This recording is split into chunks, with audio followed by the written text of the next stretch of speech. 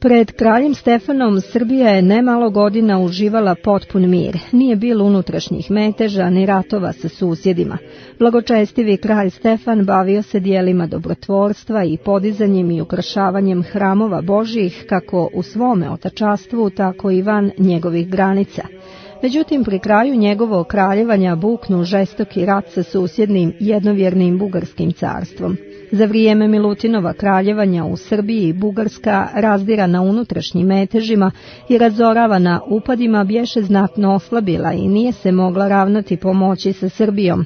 Kada vidinski despot Mihajl postade bugarskim carem, on ujedini razjedinjene bugarske oblasti i pritom željaše da povrati neke gradove koje Srbija bješe zauzela, a kad ojača, car Mihajl nanese gorku uvredu kralju Stefanu.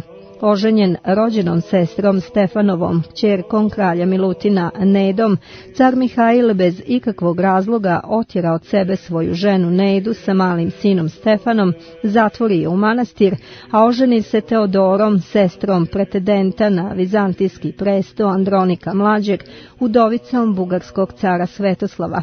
Neprijateljstvo između dva susjedna vladara bi još više pojačano time što srpski kralj držaše stranu zakonitog vizantijskog cara Andronika Starijeg, koji srpskog kralja Stefana bješe zavolio još za vrijeme njegovog zatočeništva u Carigradu. Bugarski pak car Mihajl zbliži se sa suparnikom Andronika Starijeg, njegovim unukom Andronikom Mlađim, kome i pođe za rukom da otme carski presto svome djedu.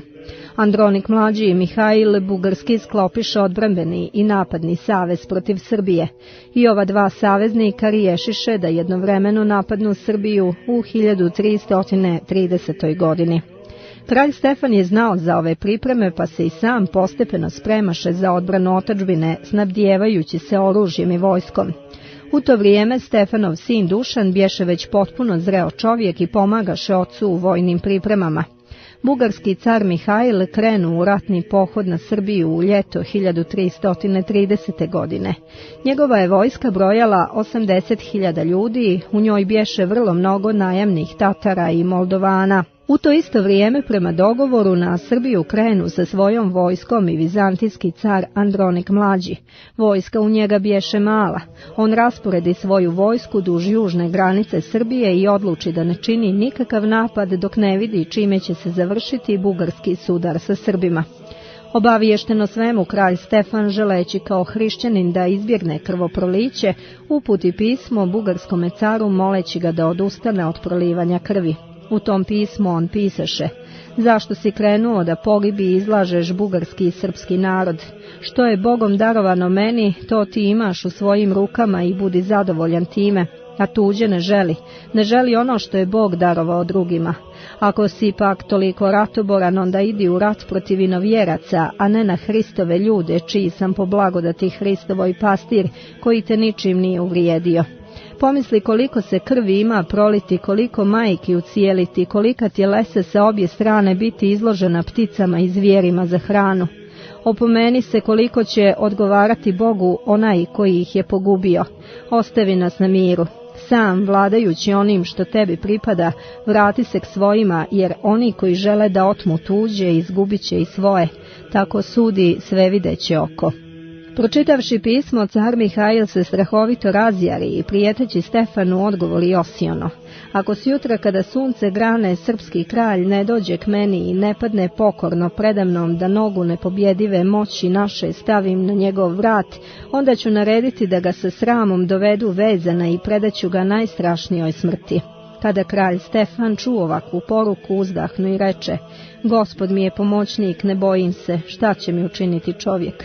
Slobodno ću gledati u neprijatelje svoje i dozvavši vojvode zapovijedi im da urede vojsku i spreme za borbu.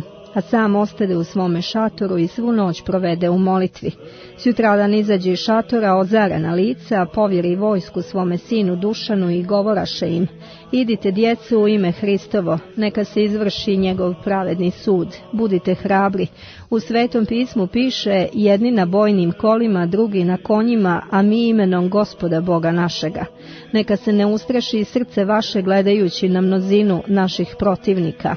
Uzdam se u Gospoda da će on i sada kao nekada poslati anđela svog da sruši gordeljivca pred vama, jer Bog se suproti gordima, a smirenima daje blagodat. Ovakvim svojim bogomudrim riječima kralj udahnu u srce svima neku božansku silu i posla ih u borbu, a sam ostavši u šatoru pade licem na zemlju i roneći suze moljaše se Bogu darodavcu svake pobjede.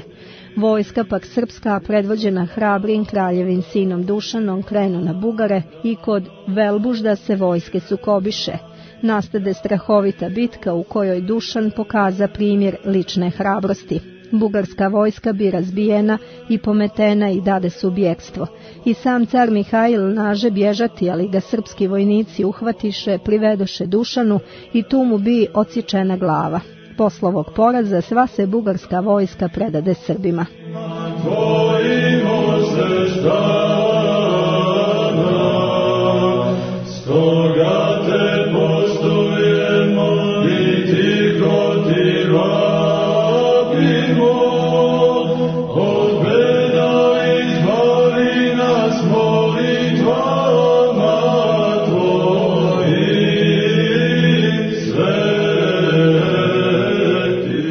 Bitka kod Velbužda odigrala se u subotu 28. jula. Sutradan u nedjelju kralju Stefanu svečano bi pokazan ratni plijen, oružje, skupocjene carske haljine i ostale prinadležnosti i divni konji. Pred kralja biše dovedene i zarobljene bugarske velmože. Kada ove velmože ugledaše leš ubijenog cara Mihajla, oni moljahu kralja Stefana i kralj naredi da se ubijeni bugarski car sa svima počastima sahrani u srpskom Nagoričanskom manastiru Svetog Georgija, zadužbini kralja Milutina. Pošto uznese blagodarnost Gospodu Bogu za darovanu pobjedu, kralj Stefan izvijesti o tome svoju suprugu Mariju i srpskog arhijepiskopa Danila sa cijelim srpskim saborom ovom poslanicom. Neka se zna da pomoću Božijom i molitvenim posredovanjem svetog gospodina našeg prepodobnog Simeona i svetitelja Save i molitvama vašim za uzimanjem i ukrepljenjem i silom svetoga duha naoružavan i štićen, ja, srpski kralj, sa milim sinom našim Dušanom i sa našim vojnicima, djecom moga otačastva, zlobnog neprijatelja našeg, cara Bugarskog, koji osiono nasrnu sa mnogo tuđinaca na naše otačastvo, pobjedih u bici kod Velbužda na našem zemljištu i samog cara ubih i veliko bogatstvo i sjaj njihov uzeh pomoću Božjom. Radujući se zbog ovoga uznesite dužnu hvalu Bogu, a mi krećemo na daleki put u bugarsku zemlju. I kralj Stefan zajedno sa svojim sinom, praćen zarobljenim bugarskim velmožama, krenu u Bugarsku da zavede poredak. U susret njemu iziđoše velmože koji bijehu ostali upravljajući gradovima u pokrajinama. Na čelu njihovom nalažaše se Bijelaur, brat ubijenog cara Mihajla. U ime cijele Bugarske oni nuđahu da budu pod vlašću srpskoga vladara i bijehu gotovi na stapanje Bugarske i Srbije u jednu državu. No Stefan to ne htjede. Njegova je želja bila da na bugarski presto dovede svoju uvrijeđenu i osramoćenu sestru. Ne idu sa njenim sinom Stefanom. Zato uputi naročito izaslanstvo k sestri u manastiru kome bješe zatvorena, pozivajući je da zajedno sa sinom dođe u bugarsku prestonicu Trnovo.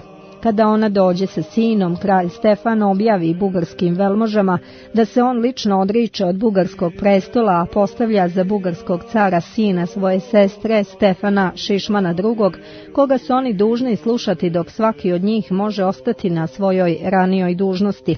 Po povratku iz Bugarske, kralj Stefan sa sinom Dušanom ubrzo krenu sa vojskom na granice južne Srbije da kazni vizantijskog cara za savez sa Mihajlom Bugarskim. Ovaj pohod je trajao nedjelju dana, ali car Andronik i ne sačeka dolazak Stefana i njegove vojske, već pobježe sa svojom vojskom. Srbi kazniše Andronika, oduzeše od Vizantije gradove Veles, Prosjek, Štip, Treštu i Dobrun.